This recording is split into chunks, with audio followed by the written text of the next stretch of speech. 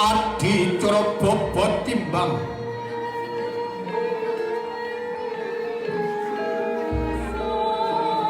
ingkang raka lenggah jenenge bobot ingkang kanan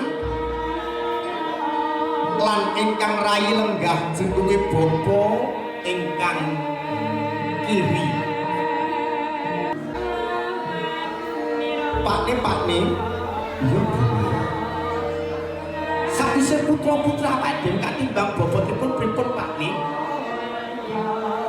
Alhamdulillah Bune, sakwise putra-putra awake dhewe katimbang bobote padha ora ana bedane.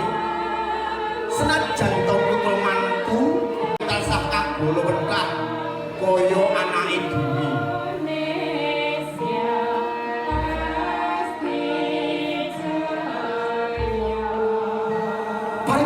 Adicara bobot timbang kalajengaken adicara pari tinandur sigra jengkar saking plengganipun Rama Ibu temanten kekalih ingkang badhe kalenggaken ana sainggile dampar kencana nggih anak-anakku sing tak tresnani yo kirya wiwit dina iki sliramu sak kloron tansah tak tandur ana sadurunge singgasana pawiwahan tak lenggahke ana ing dampar kencana yo nggih anak-anakku sing tak tresnani mugi uripmu tansah subur tansah makmur enggal kesembadan apa sing dadi pangajapmu. Bapak Ibu, mekaten adicara pari tinandur sampun paripurna. Kalajengaken adicara kacar kucur.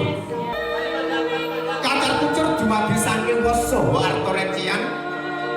Sigra jengkar saking plengganipun Den Mas Bagus Fahmiluddin Junaidi ingkang badhe dipati raja raji awit sampun dados kewajiban piatu kapung darsah menehi nafkah lahir uga nafkah batin.